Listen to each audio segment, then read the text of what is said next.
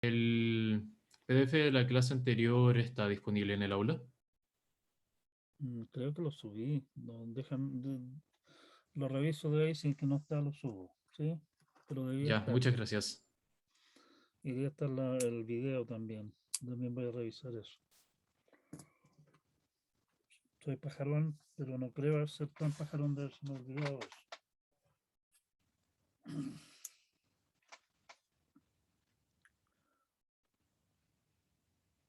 Déjame anotármelo para que no se me olvide.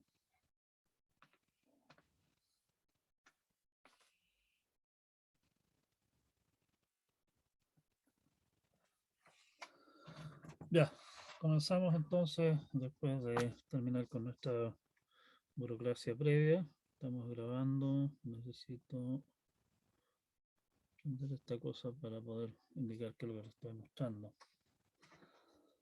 Y partimos. Estamos grabando, está todo claro, se ve en la pantalla, no hay ninguna mancha rara, nada. Hay una barra negra en el medio de la pantalla. Aquí arriba, sí, lamentablemente esa es una barra que pone zoom. No es esa, estoy hablando de una que está objetivamente tapando la Ah, mitad perdón, del sí, PDF. sí, sí. Espérate. ¿Ahí desapareció? Y Ahí sí. desapareció. Sí, lo que pasa es que ese es el, ¿cómo se llama?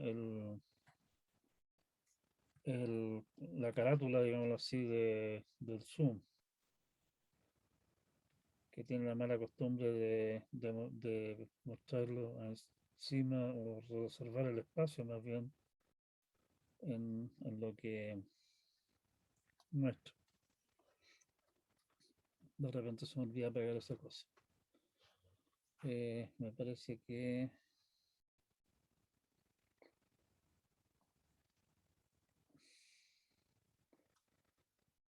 ya. Oh, esta cosa es muy tonta. No hay caso con nuevamente Spotlight. Ya, estamos entonces. Vamos al tema de hashing. No sé si habrán visto algo de esto ustedes en la estructura de datos. Probable que no. El punto de esto es interesante por varias otras razones, digamos. ¿Qué vamos a hablar acá? Vamos a hablar de cuál es la idea básica de hashing, algunas variantes de esa cosa. Eso nos lleva a discutir sobre ciertas propiedades de colecciones de funciones. Y como primera cosa vamos a efectuar un análisis de lo que se conoce como direccionamiento cerrado.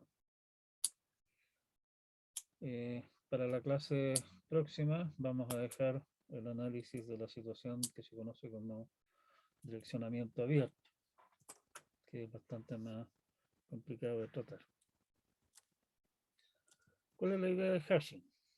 La idea básica, si es que nosotros queremos guardar datos asociados con alguna clave, un valor, lo más simple es simplemente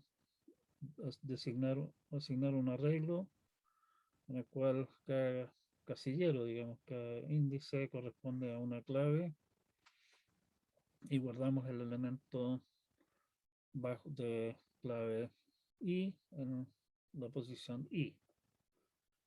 Fácil, rápido, extremadamente sencillo de programar, no hay nada que discutir, súper eficiente, las tiene todas. El problema que tiene eso es que en muchos casos eh, el arreglo resultaría de tamaño prohibitivo. Por ejemplo, si es que consideráramos que quisiéramos guardar información sobre todos los sensanos posibles, esto y usáramos como clave el rol, el rango de posibles roles es gigantescamente grande. Incluso si nos fijamos solamente en el formato nuevo, roles, los roles antes tenían un formato distinto, que es el año, qué sé yo, el rol de ustedes, 2000, 2018, 2019, alguna cosa así, ¿cierto?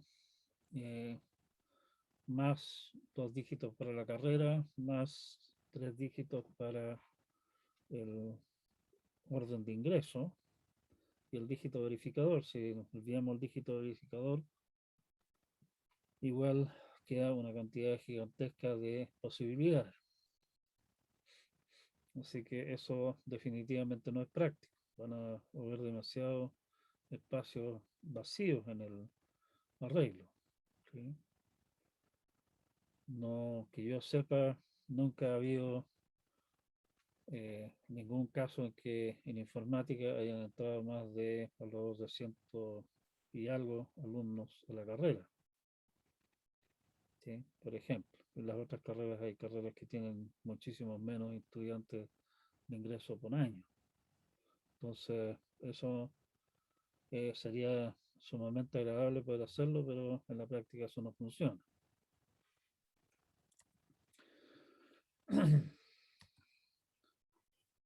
Bueno, ¿qué podemos hacer? Una idea sería simplemente extraer parte del rol y usar eso como índice. El problema es que si usáramos como índice, por ejemplo, los 3 últimos dígitos, o sea, el orden de ingreso, vamos a tener muchas personas que tienen, qué sé yo, 0,56, ¿sí? Entraron en orden 56 a informática, uno por año en el fondo. Y si consideramos creo que son como 13 o 14 carreras de la universidad, el asunto es mucho peor todavía. Y tenemos entonces el problema de que tendríamos muchos repetidos, que tendríamos que manejar los repetidos de alguna forma. La idea central de hashing es elegir una función de hashing, h, que toma la clave y en base a la clave calcula un índice en un rango relativamente pequeño, h de x, ¿sí? Y la idea entonces es almacenar el objeto x en la posición h de x de la tabla, de un arreglo. Y ese arreglo se le llama tabla hash. Hasta ahí vamos bien. O sea, el tema es que con eso podemos arreglar bastante la cosa, digamos. Si quisiéramos solamente guardar, qué sé yo, a los estudiantes de informática, nosotros podríamos simplemente olvidarnos de la carrera, de los 2 dígitos que describen el ingreso, la carrera, ¿cierto? O reducirlo básicamente, bueno, en realidad tampoco no funciona eso porque hay gente que se cambió de otras carreras a informática y sigue manteniendo su rol original, particularmente gente que entró con plan común. Así que hacer un enjuague como simplemente omitir eso y quedarnos con algún año de ingreso y contabilizar a partir de ahí funciona, pero parcialmente, ¿no? Pero igual sirve como para comprimir el rango de opciones que necesitamos considerar bastante. Podemos hacer cosas como esa, jugar con los dígitos si es que las claves que tenemos son números. Pero muchas veces en realidad lo que queremos hacer es buscar almacenar información bajo claves que no son números. Por ejemplo, si quisiéramos almacenar un diccionario en el computador, la clave sería la palabra que estamos buscando y a esa clave asociamos la información que correspondería, por ejemplo, a la traducción al inglés o al significado castellano, qué sé yo. Y eso tenemos entonces claves que no son números, sino que son palabras. Y la cosa se pone más complicada. Pero igual podemos usar la misma idea. Tome una función que tome, en este caso, la palabra y calcule a partir de esa palabra una función, la función hash calcula una posición y usamos esa posición del arreglo para guardar ese elemento. ¿De dónde viene el nombre de esto? To hash en inglés es hacer picadillo, en el fondo. Y la idea del nombre de esto, supongo yo que viene, en realidad no me he dedicado a hacer arqueología al respecto, de básicamente tomar la clave, hacerla picadillo y tomar parte del picadillo y usar eso como índice. Algunas características de esto. Lo que acabamos de describir así en forma bien por encima, inmediatamente nos plantea una serie de interrogantes, que hay algunos temas que vamos a tener que resolver acá. ¿Qué hacemos si dos claves van a dar al mismo casillero? O sea, si por ejemplo ingenuamente decimos, ¿sabe qué más? Vamos a utilizar como función hash para reducir el número de casilleros necesarios a unos 1000 en vez de quién sabe cuántos millones,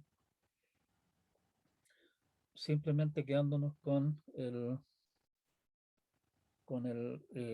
orden de ingreso en la carrera. Como dijimos, eso nos va a producir un montón de personas que van a dar a la misma posición. O sea, hay muchos que tienen bla, bla, bla, bla, bla, 0,56 como rol. ¿Qué hacemos con ello? Segunda pregunta, y aquí la cosa es donde se empieza a poner interesante desde el punto de vista de lo que nos interesa a nosotros acá. ¿Qué clase de desempeño podemos esperar con esto?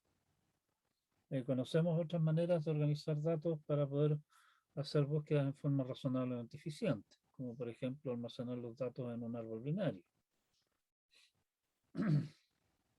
¿Esta cosa será mejor? Y eso obviamente nos lleva directamente a qué podemos hacer para analizar, tener alguna idea de cuál es el comportamiento de algoritmos que de alguna manera no tienen comportamiento determinado. O sea, la idea precisamente de hashing es que, bueno, la función hash estando fijada me va a dar algún casillero del arreglo, ¿cierto? Pero el problema es que yo no quiero empezar a tener que lidiar con una función hash particular, sino que quisiera saber cómo se va a comportar este cuento eh, suponiendo una función cualquiera, entre comillas. Y ahí inmediatamente entra entonces a batallar el azar en nuestro problema.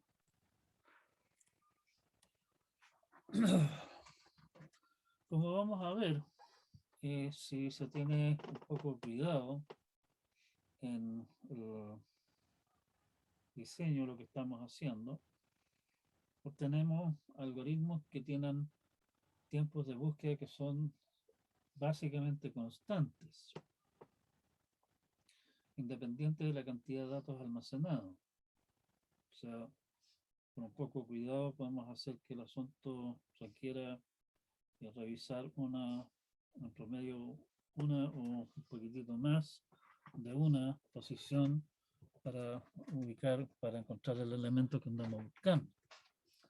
Y eso es fenomenal, ¿sí? Y la gracia de esto es que eso es básicamente independiente de qué tantos elementos tengamos almacenados. O sea, el tiempo de búsqueda es prácticamente independiente de si tengo almacenado 5 elementos o tengo almacenado 1.000.000.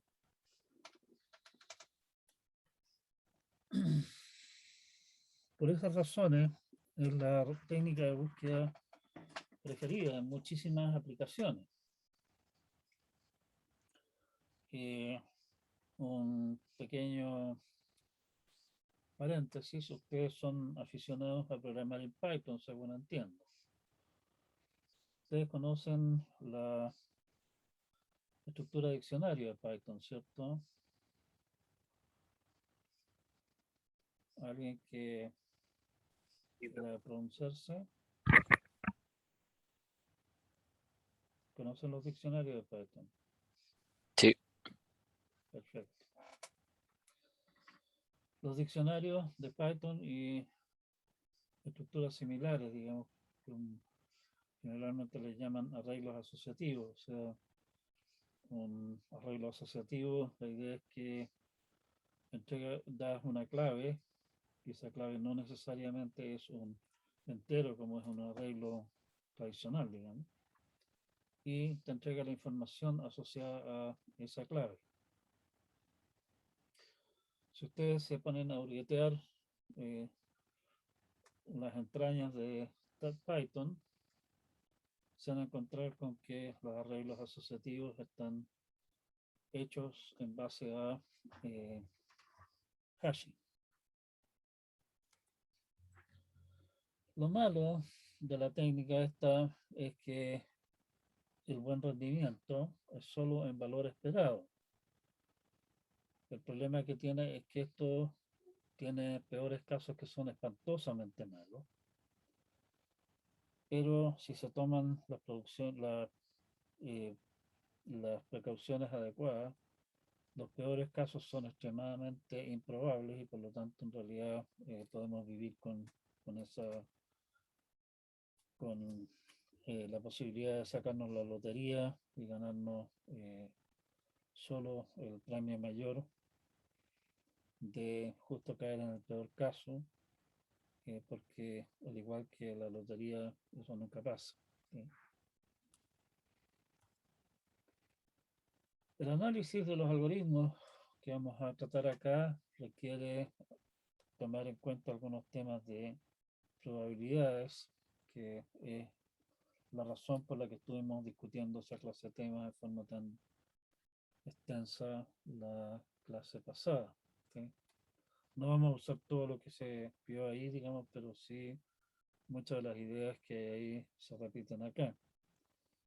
También les advierto sí que los análisis que vamos a hacer acá son análisis bien someros, digamos, se pueden hacer análisis bastante más detallados, bastante más finos, pero no quiero entrar a esas complicaciones extra. Además de los movimientos de probabilidades, que fue lo que discutimos nosotros en la clase pasada, lo que vamos a necesitar también, porque es bastante común usar, digamos, en este tipo de análisis para simplificarse la existencia, son varias cotas simples, bastante útiles, no solamente para esto, sino que en otras áreas también, pero que muchas de esas cotas probablemente ustedes no las han visto en ningún lado, así que las vamos a repasar rápidamente. Primeramente, un límite clásico, algunas maneras de ver el cálculo, digamos, utilizan esto como la definición de qué es lo que es la función e a la x. Para todo x en real se tiene que el límite cuando n tiende a infinito de 1 más x partido por n a la n es e a la x. No sé cómo estarán viendo el tema hoy día en cálculo, pero por lo menos la manera en que a mí me enseñaron esta clase de cosas era partiendo con la función logaritmo y definiendo la función e a la x como el inverso del logaritmo natural. Bueno, la demostración en realidad es bastante sencilla. Como e a la x es una función continua, el límite cuando n tiende a infinito de 1 más x partido por n a la n es la exponencial del límite del logaritmo de lo que tenemos acá, que viene a ser esto de aquí. Y ese límite lo podemos reescribir como esto, con lo cual tengo un límite de cuando n tiende a infinito, esto de acá tiende a logaritmo de 1, que es 0, partido por 1 partido por n, que también tiende a 0. O sea, es un límite de la forma 0 partido por 0. Y eso es pan comido para nuestro amigo L'Hopital, que nos dice que el límite de esta cosa de acá lo obtenemos como el límite de la derivada de esto partido por la derivada de esto, que me da esto, y el límite de esta cosa de acá es simplemente x, y por lo tanto eso es simplemente e a la x. ¿Okay? Fácil, rápido e indoloro.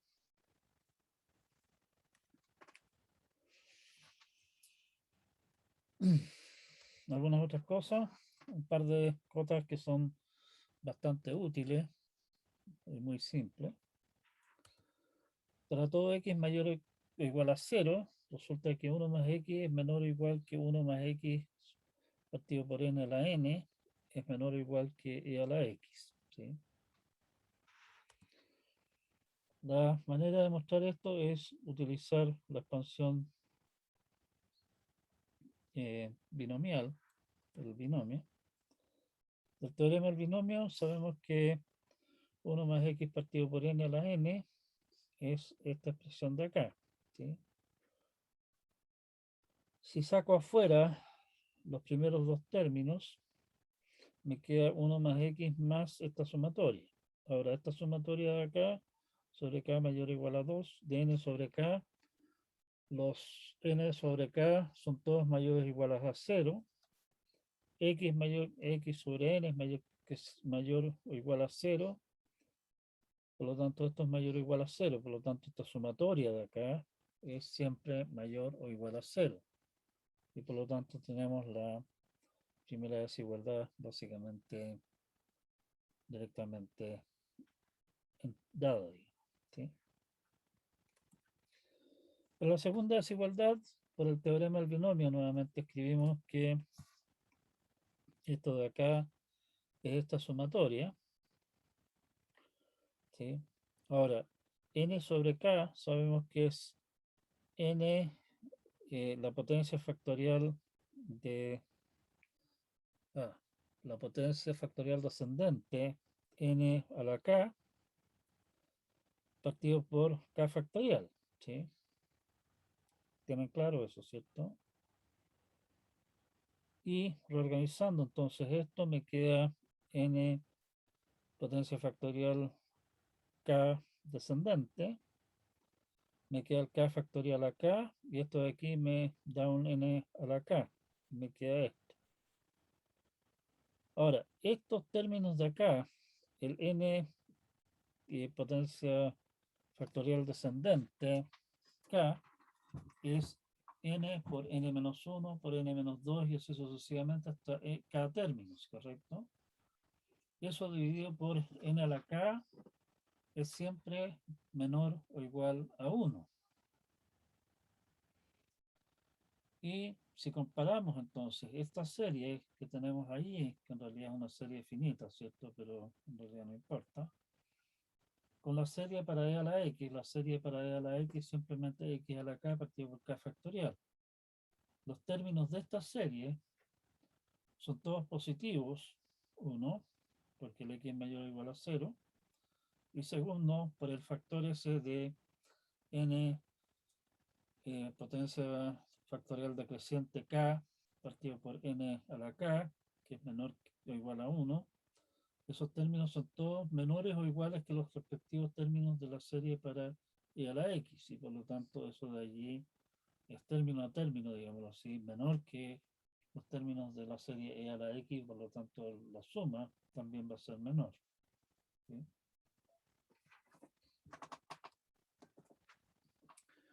Por eso tenemos esas dos cotas. Como les digo, esas dos cotas son simples y bastante útiles. Otro resultado que vamos a necesitar en algunos de los desarrollos se requiere ese, es que n sobre t es menor o igual que n a la n, t a la t, n menos t a la n menos t. ¿Sí?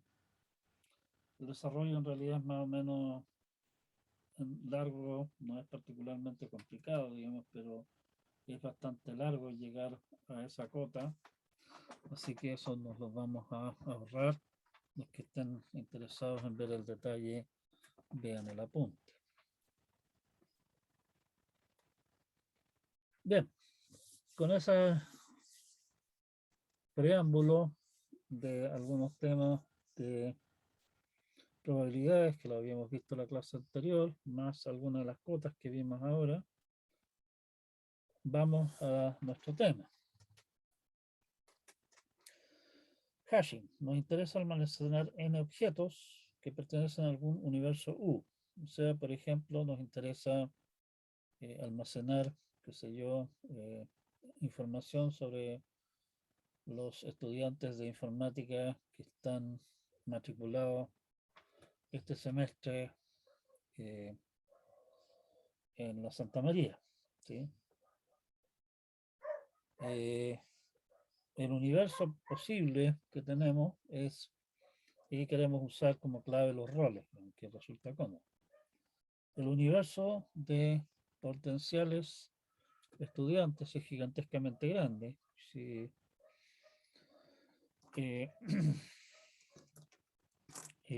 y peor aún si es que nos olvidamos de fijarnos solamente en aquella gente que realmente es o ha sido estudiante de informática en algún momento y pensamos en simplemente el formato del rol. ¿Sí? Ese es nuestro universo U. La tabla hash es un arreglo, llamémosle T por table, que como nosotros somos computines, le ponemos índices que van de 0 a m-1. M es el tamaño de la tabla. ¿Sí? Lo que buscamos, obviamente, es que el m no sea espantosamente mayor que n para ahorrar espacio. O sea, queremos guardar información sobre, tal vez, no sé cuántos estudiantes de informática habrán en este momento, pero en total entre Valparaíso y Santiago deben ser del orden de tal vez unos 1000 o algo así. No tiene ningún sentido entonces reservar espacio, por ejemplo, para una tabla que tenga espacio para 1.000.000 de estudiantes. Nos interesaría guardar, reservar espacio, digamos, para alguna cosa media clase bolsita, de, qué sé yo, no sé, unos 2000 espacios quizás, alguna cosa así.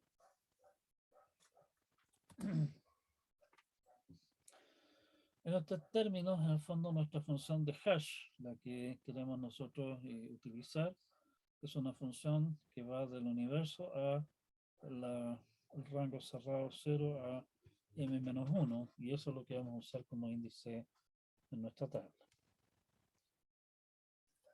En caso de que m, el tamaño de la tabla, sea menor que el tamaño del universo, porque el caso típico, el caso que realmente nos interesa normalmente, necesariamente vamos a tener que manejar lo que se conoce como colisiones, o sea, situaciones en que dos claves dan el mismo valor de h. Queremos almacenar información sobre dos objetos, llamémoslos x e y, diferentes, pero que resulta que la función h para los dos me da el mismo valor.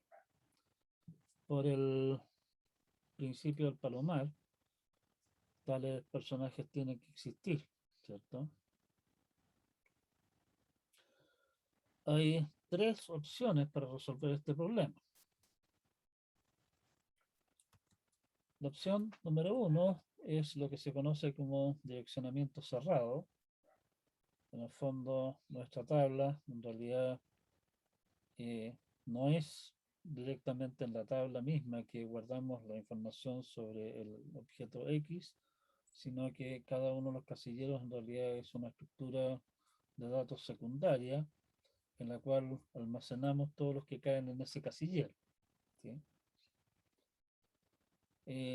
Por ejemplo, esa estructura secundaria podría ser una lista, podría ser tal vez un árbol de alguna clase, un árbol de búsqueda, o incluso podríamos ser tan, no sé, tan recursivos, si quieren verlo de esa forma, de utilizar como estructura secundaria nuevamente una tabla hash. Lo clásico, que en realidad va a ser el caso que vamos a analizar nosotros acá, es utilizar simplemente una estructura de una lista. Vamos a ver que es de esperar que esas listas sean en promedio cortitas, así que, o sea, esa estructura promedio, van a guardar pocos elementos y por lo tanto el hecho de tener que revisar unos pocos elementos de la lista en promedio no es costoso. ¿Sí? Otra opción que se le llama direccionamiento abierto es quedarnos con la idea original de que el objeto X simplemente lo ponemos en la posición H de X de la tabla. El problema es que nos estamos encontrando en la situación, ¿qué pasa si es que esa posición está ocupada? Bueno, muy simple. Encuentra alguna posición abierta, o sea, perdón, alguna posición libre, buscando en la tabla a partir de la posición donde debería ir el X, el H, la posición H de X, y almacénalo ahí. Eso significa obviamente que a la hora de querer buscar ese elemento ahora después en la tabla, eh, vamos a tener que seguir exactamente revisar las mismas posiciones que habíamos revisado cuando insertamos el elemento para poder dar con él nuevamente. La ventaja de esto es que obviamente nos ahorramos esa estructura secundaria que probablemente signifique alguna clase de costo extra, y particularmente si que estamos hablando de algunos lenguajes antediluvianos que no manejan cosas como estructuras dinámicas con punteros y otras cosas así, era una excelente solución.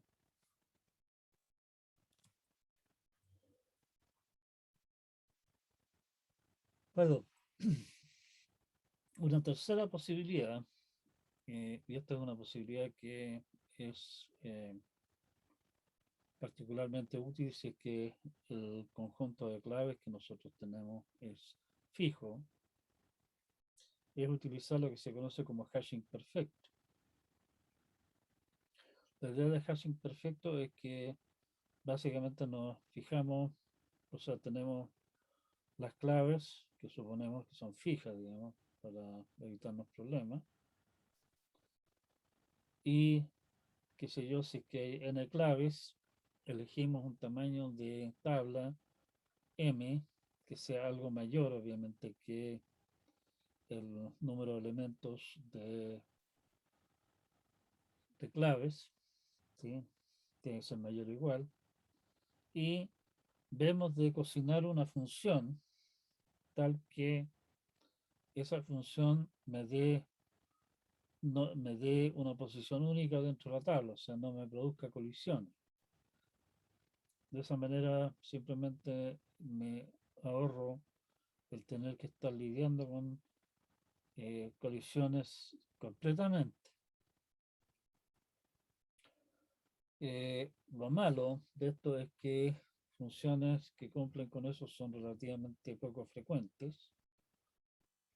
O sea, eso se le llama hashing perfecto. Funciones que cumplen con eso son relativamente poco frecuentes, pero hay algunas técnicas de búsqueda, digamos, que son capaces de encontrarlas en forma razonablemente rápida, ¿sí? Incluso para conjuntos bastante grandes de claves. La gran ventaja de esto es precisamente que nos ahorramos completamente el tema de tener que manejar colisiones y otras leceras por el estilo. Es básicamente calcula la función de hash, revisa el casillero, si está en ese casillero, ese es, si no está en ese casillero, no está, y punto. ¿Sí? El problema que tiene si esta clase técnica es que las claves tienen que estar fijadas de antemano. Calcular la función de hashing para un nuevo conjunto de claves significa que hay que hacer cálculo de nuevo completamente. Por eso que les decía que hashing perfecto se aplica fundamentalmente en situaciones en las cuales nuestro conjunto de claves es fijo. Una aplicación más o menos común de esto es si ustedes piensen ustedes, por ejemplo, en un compilador para un lenguaje de programación como C.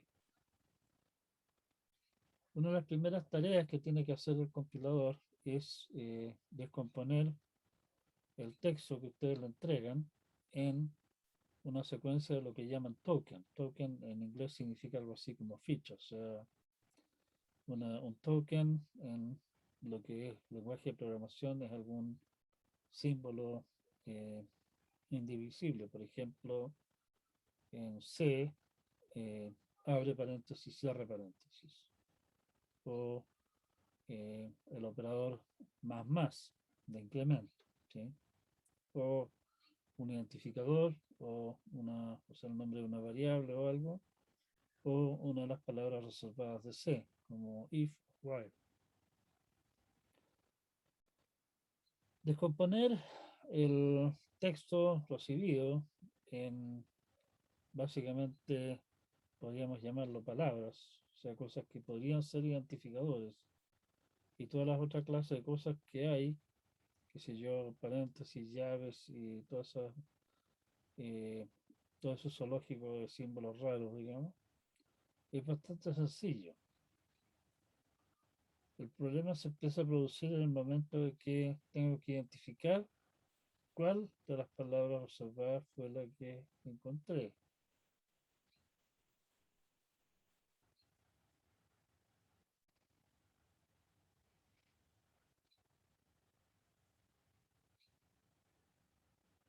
Bien,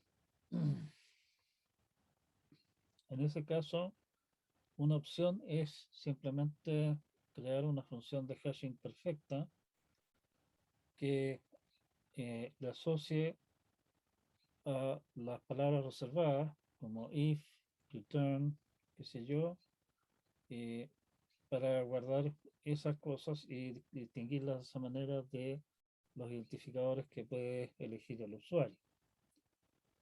El lenguaje C rara vez agrega nuevas palabras reservadas y por lo tanto vale la pena eh, invertir incluso un tiempo de cómputo bastante significativo para calcular una función de hashing perfecta que me permita distinguir con solamente calcular la función, básicamente, si es que una palabra que podría ser un identificador o una palabra reservada es un identificador o resulta ser una palabra reservada, ¿sí?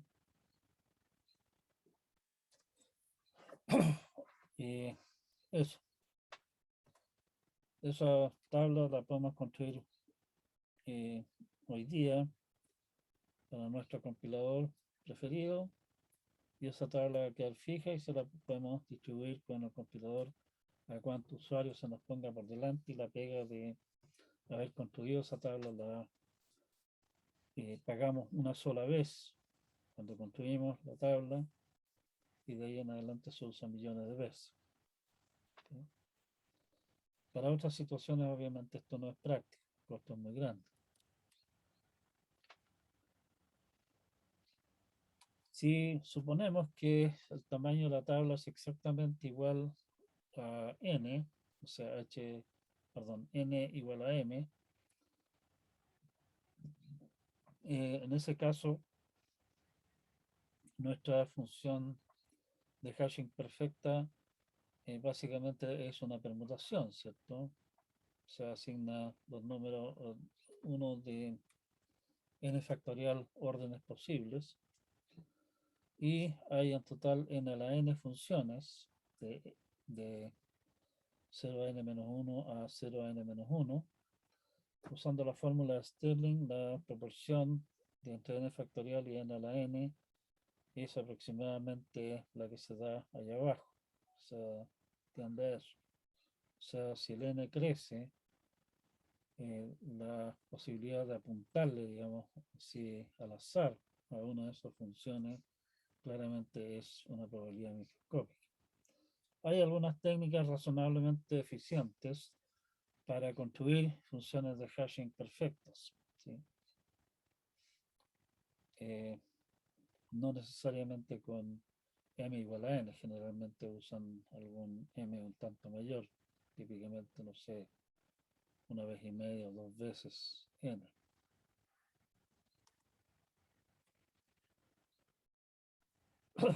Bien, ¿dónde entra el azar? Y esto también es una consideración práctica en esto. Si es que en alguna aplicación nos encontramos con que hay muchos elementos que van a caer en la misma posición, ya sea por mala suerte, y contra la mala suerte lamentablemente no hay cura, o, y ahí es donde la cosa se pone realmente fea, por elección maliciosa. Si es que nosotros tenemos una aplicación que procesa datos, y esos datos, las claves de esos datos las pone algún usuario. Ese usuario, si es que tiene malas intenciones con respecto a nuestra aplicación, lo que puede hacer es elegir las claves de tal manera de producir el máximo número de colisiones posibles. Y de esa manera forzar nuestro algoritmo a manejar, en vez de hacer una búsqueda usando hashing eficiente, si estamos usando, por ejemplo, direccionamiento abierto, nos fuerza a, si estamos usando una lista, por ejemplo, como contenido casillero de la tabla, nos fuerza a cada vez revisar una lista, y esa lista es gigante porque están todos ahí, o una gran cantidad de los elementos están ahí, y el asunto se nos hace espantosamente malo, ¿sí? Esto obviamente presenta un riesgo de seguridad al procesar datos que estén controlados por un adversario. Eso se le llama, esa idea en general se le llama ataque de complejidad algorítmica. O sea, en el fondo, el ataque a nuestro sistema no es aprovechar alguna vulnerabilidad del sistema para poder colarse, digamos, o hacer alguna cosa así, sino que el ataque consiste simplemente en forzar algún algoritmo dentro de nuestra aplicación a caer en algún caso malo, en su peor caso tal vez, y de esa manera hacer que el asunto consuma una cantidad desproporcionada de recursos. Soluciones a esa clase de situaciones obviamente son utilizar algoritmos que, una opción es utilizar alguna clase de algoritmos que tiene un rendimiento garantizado. Creo que ya habíamos comentado algo respecto de eso cuando hablábamos de Quicksort. El problema es que algoritmos que tienen comportamiento garantizado en general son muchísimo más lentos en promedio que algoritmos que tienen malos peores casos, como el caso de Quicksort o el caso de hashing, que es lo que estamos discutiendo acá, y por lo tanto no son deseables. La mayor parte de los usuarios no son gente maliciosa que anda tratando de destruir nuestro sistema. ¿Sí? Una solución práctica a esta clase de aplicaciones, a esta clase de situaciones, entonces, es elegir que nuestro algoritmo en alguna parte haga elecciones al azar, desconocidas por el usuario, o no descubribles por el usuario más bien. De esa manera nos evitamos la posibilidad de que nos puedan atacar. O sea, el atacante puede cocinar los datos con extremo cuidado para producir colisiones, pero si no conoce la función de hashing que estamos usando, está frito, digamos, está simplemente, como no sabes, no tiene ninguna garantía de tener la suerte de justo apuntarle a un peor caso de nuestro algoritmo. En el caso de hashing, la elección es entonces básicamente, en vez de tener una función fija, tener una colección suficientemente grande de funciones de hashing y elegir una de ellas al azar para cada aplicación. Eh, Nuevamente, precisamente esa clase de situaciones es lo que hace Python. ¿Sí? La función de hashing que usa no es necesariamente fija, depende del diccionario que estén usando. Y la elige al azar dentro de una colección suficientemente grande de manera de evitar posibles ataques de este tipo. Específicamente lo que hacemos es fijarnos alguna función, alguna colección H de funciones, que podría ser, por ejemplo, la elección más simple, aunque no es una elección muy adecuada tal vez, de U a 0 a m-1 y elegimos el H a usar al azar dentro de la colección H.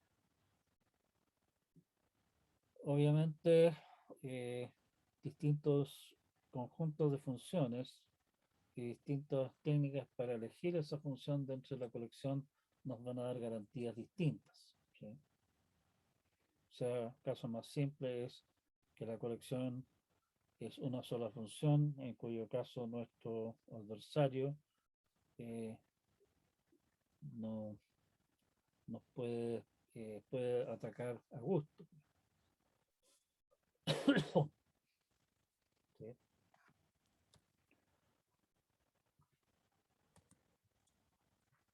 El análisis teórico de toda esta cosa es lo más simple posible si es que suponemos que las funciones hash son las que se conocen como funciones hash ideales al azar. O sea, elegir simplemente una función cualquiera uniformemente al azar entre todas las funciones que hay del universo a el tamaño de la tabla hash. Eso es re simple, como estamos acá eligiendo absolutamente al azar el cuento, y estamos en el fondo suponiendo, por lo tanto, eh, estamos suponiendo que la distribución es uniforme, el asunto es relativamente fácil de tratar desde el punto de vista matemático y da buenos resultados, en cierto sentido da los mejores resultados posibles. Es un modelo simple y limpio, pero tiene el problema de que si quisiéramos llevar realmente esto a la práctica, significa que tendríamos que elegir para cada X el H de X al azar, de eso estamos hablando. Y eso definitivamente es simplemente chutear el problema a la otra cancha, digamos, no es práctico. ¿Sí? En la práctica, lo que se hace es restringirse a funciones que sean, colecciones de funciones que sean lo suficientemente al azar, pero de todas maneras todavía determinista, que nos den un rendimiento que se pueda aproximar razonablemente mediante el modelo de funciones hashing ideales. Y para ello, entonces tiene sentido clasificar las familias de funciones según algunos criterios que vamos a comentar nosotros acá ahora. La función la familia de funciones H se dice uniforme si elegimos una función H al azar uniformemente de la colección. Cada valor de la función es igualmente probable para cada objeto del universo. O sea, la probabilidad de que, dada la función H que pertenece a H, h de x sea i es 1 partido por m para todo x en el universo y todo i entre 0 y m menos 1. ¿Sí? Esto suena bastante útil, suena como que realmente captura la idea que andamos buscando nosotros, pero en la práctica esto no es particularmente útil.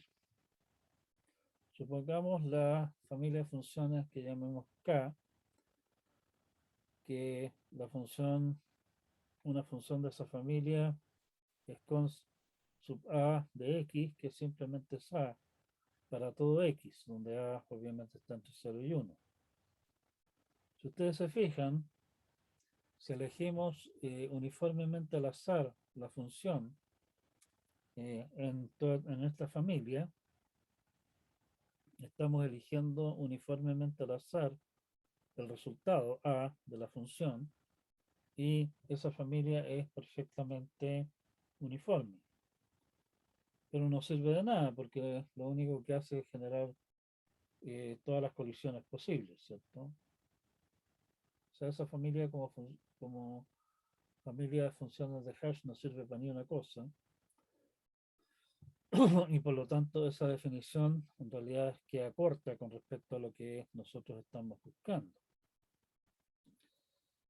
Lo que a nosotros realmente nos interesa es minimizar las colisiones, o sea, mantener el número de colisiones en un rango aceptable.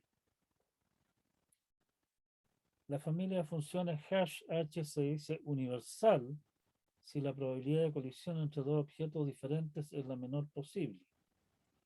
O sea, la probabilidad sobre las funciones h de la familia de que h de x sea igual a h de y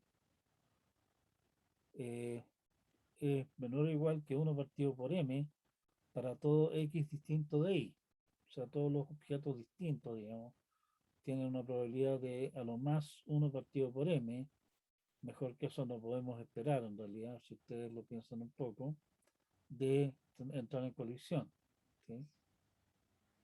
Eso sí tiene sentido, sí es relevante.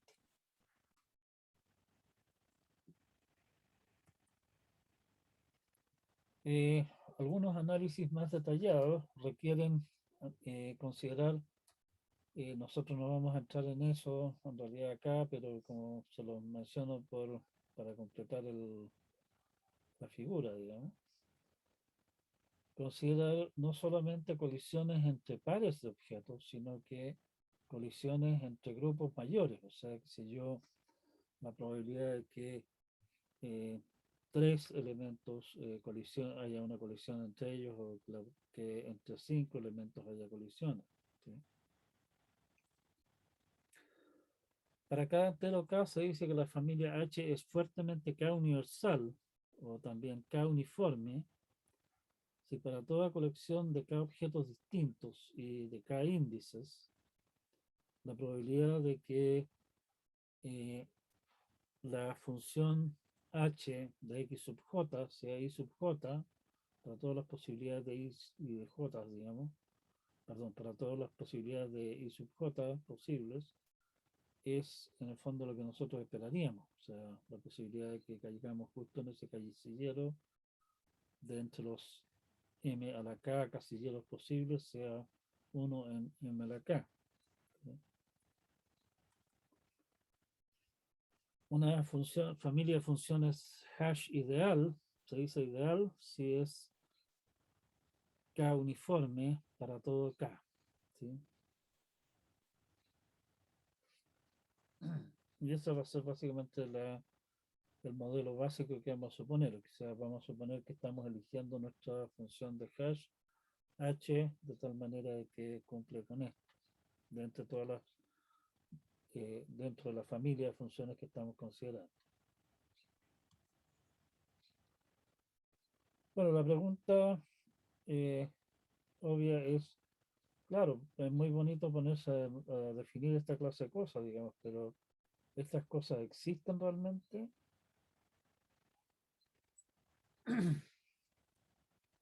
vamos a exhibir entonces una familia de funciones hash universal que nos muestra que esta clase de cosas existen y por lo demás no es algo que simplemente exista, sino que podemos construirla concretamente, que en realidad es lo que a nosotros nos interesa. Una familia universal explícita está dada por el siguiente teorema. Sea P un número primo, típicamente para esta clase de cosas suponemos que P son primos más o menos grandes. Y para cualquier par de enteros A y B, entre 1 y P para A, y 0 y P para B, o sea, P menos 1, perdón, en ambos casos, y algún M menor que P, menor o igual a P, M es nuestro tamaño de tabla en realidad, definimos la función HAB de X, donde aquí estoy suponiendo que es un número entero también, como AX más B, módulo P, todo eso módulo M. Módulo es simplemente el resto de la división, como ustedes recordarán. Resulta que esta familia es universal. ¿Sí?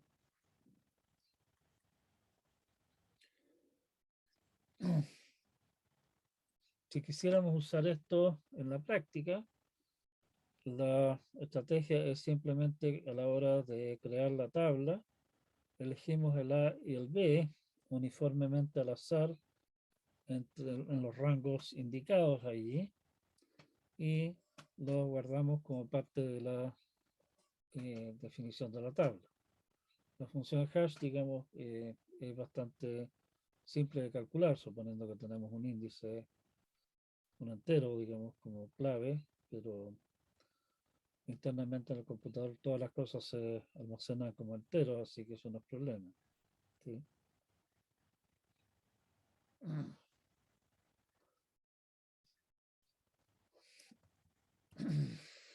En la demostración de que esa función, esa familia, perdón, es realmente universal, para los interesados está en el apunte, o sea, relativamente largo y técnico y no viene mucho al caso para lo que estamos hablando acá. Para nosotros lo importante en realidad es que hay familias universales y en particular esas familias universales son relativamente sencillas de escribir, así que ese no es un impedimento. Vamos entonces a la discusión más en detalle de friccionamiento cerrado, aunque en realidad ya nos queda solamente poco tiempo de la clase de hoy, así que no alcanzamos a ver esto acá, vamos a tener que dejar para la próxima clase. Yo creo que la próxima clase con la idea de cerrar el tema de hashing esta semana, vemos direccionamiento cerrado y también direccionamiento abierto la clase siguiente. Y quedamos hasta acá para hoy día. No sé si hay comentarios, dudas, algo. Veamos esto, veamos el chat. Yo tengo una pregunta con esto de la familia. Dígame. Es que ya tenemos una colección de familias que hacen que en la escritura de esta colección de n elementos sea, tenga buen rendimiento, pero y si en la lectura de estas cosas como que está totalmente influenciada por quién la maneja, ¿o no? Y, y ahí se aleja este tema de familia. Eso no entendí. A ver, te usa la función de hash a la hora de decir en qué posición vas a almacenar el elemento que te están dando, la clave que te están dando, ¿cierto? Calcula la función hash del objeto X, de la clave X, y eso te dice, por ejemplo, este elemento debe ir en la posición 315. ¿Sí? Ujú. y lo guardas ahí. A la hora de buscar ese elemento después, básicamente hace exactamente lo mismo. O sea, te dicen, aquí tiene la clave, calcula la función hash, te va a dar nuevamente 315 y vas a mirar a la posición 315 de la tabla. O sea, no hay una diferencia en ese sentido y vamos a entrar a discutir eso un poco más en detalle cuando hablemos del rendimiento de las cosas, digamos, entre la inserción, o sea, lo que entiendo que tú llamas eh, escritura, y lo que es lectura, o sea, buscar el elemento después, una vez que haya sido insertado en la tabla, o ver en realidad si que está en la tabla, por ejemplo, no. ¿Sí? No sé si te estoy respondiendo la consulta o me perdí yo. Claro, claro, y esta cosa de las familias solamente aplica para el hashing perfecto, no como para el direccionamiento cerrado. Ya. No, aplica en todos los casos. En realidad el hashing perfecto, en realidad lo que tú estás haciendo es cocinar una función de tal manera que no hayan colisiones, porque tú conoces de antemano cuáles son las claves que vas a usar. La idea de las familias, en el fondo, el problema que tú tienes es que si yo te digo, por ejemplo, ya, supongamos que queremos guardar información sobre Sansanos y la clave son los roles, ¿sí?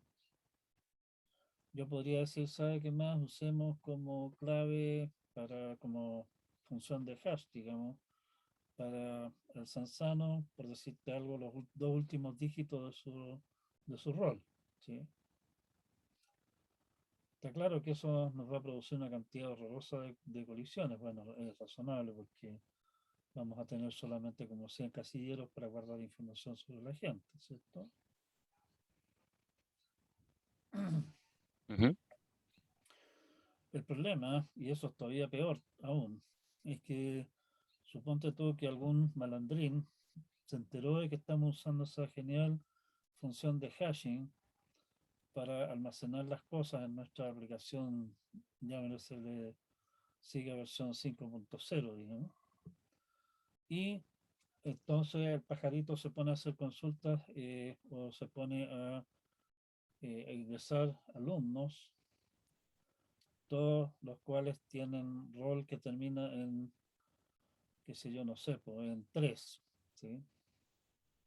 El resultado va a ser que de nuestros 100 casilleros al final vamos a estar usando como 10 solamente y el rendimiento se va a las pailas. Lo que nosotros queremos en el fondo es poder, uno, protegernos contra esa clase de situaciones y por el otro lado, en realidad el problema que tenemos es que eh, podríamos obviamente analizar exactamente, ver cuál es la distribución que hace nuestra función de hashing, que puede ser una cosa mucho más enredosa, o sea, por ejemplo, tomar el rol del alumno y multiplicarlo por alguna cosa y sumarle el año de ingreso y todo eso considerarlo módulo tamaño de la tabla, alguna cosa de esa clase, digamos. ¿Sí? Si hago algún cálculo marciano como ese, yo podría ese cálculo marciano, que en el fondo es un poco la idea de hashing, aplicarle alguna clase de cálculo marciano a los valores. Yo podría obviamente ver exactamente cómo se distribuyen los datos y qué sé yo, pero es un montón de pega. Y el día de mañana tú dices, ¿sabe qué más? A mí esta cuestión de estar multiplicando por esta constante no me gusta, así que en realidad lo vamos a multiplicar por esta otra constante. Todo el trabajo que hiciste para analizar esa situación particular se fue al tacho y tienes que partir de cero. Solución, en vez de fijarnos en qué función exactamente estamos usando como función de hashing, ponte en la situación de que la función de hashing sea una función cualquiera. ¿Sí? Que elige una función cualquiera. Y bajo ese supuesto, analizar el cuento. Ah, ya, y ahora entendí. Igual es como escribir esta función y probarla de cierta forma. Claro, el tema es que uno podría probarla. El problema es que probarla te sirve para esta función particular. Eh, Mm, ¿Qué pasa si es que a alguien se le ocurre una función distinta? Tendría que volver a hacer todo el análisis de nuevo. en realidad, si tú te alejas un poco del tema, exactamente qué funciones estemos usando, que nos mapea, digamos, nuestro universo al tamaño de la tabla, es bastante irrelevante. O sea, lo único que importa es que haya una función. Lo que nosotros esperamos, obviamente, que esa función ojalá que se comporte razonablemente bien y que no mapee a toda la gente a la posición 57 de la tabla. ¿Sí? Y la suposición más simple, en vez de entrar a ponerse complicado qué función vamos a usar o qué sé yo, es decir, oiga, la función hashing, de hash, la función h que estamos usando es una función cualquiera. Y promediamos sobre todas las funciones posibles. ¿Se entiende? Ya, ahora sí entendí dónde se utiliza esto. Gracias. Ya, pues el punto precisamente de la función, de las familias de funciones, es que en la práctica, hablar de, oiga, usa una función cualquiera al azar, es re complicado de hacer. Entonces, lo que queremos hacer es básicamente poder fijarnos en un subconjunto de las funciones, una familia, y ojalá elegir esa familia de tal manera que nosotros podamos demostrar que esa familia tiene alguna clase de propiedades que a nosotros nos interesa de ser lo suficientemente, perdón, ser lo suficientemente al azar, digamos. Que a eso es lo que apunta la idea de tener una familia uniforme. ¿Sí? Universal, perdón. ¿Se entiende? Sí, sí, gracias. ¿Ya? Ya. ¿Qué hemos destacado entonces por hoy día? Yo quedo con la tarea, me di cuenta de que hay un pato en las transparencias, voy a corregir, lo voy a subir de ahí, y me preguntaron si es que estaba las transparencias de la clase pasada, que puede ser que no la haya subido, voy a verificar eso inmediatamente. Nos vemos entonces el día miércoles. No está muy bonito como para disfrutarlo el día, por lo menos aquí en Viña el día está re feo, está casi deprimente, pero bueno, tratan de disfrutar el día mientras tanto. Nos vemos entonces las clases del día miércoles. Cuídense mucho. Chao, Chao, chao. profe, que le vaya muy Saludos. bien.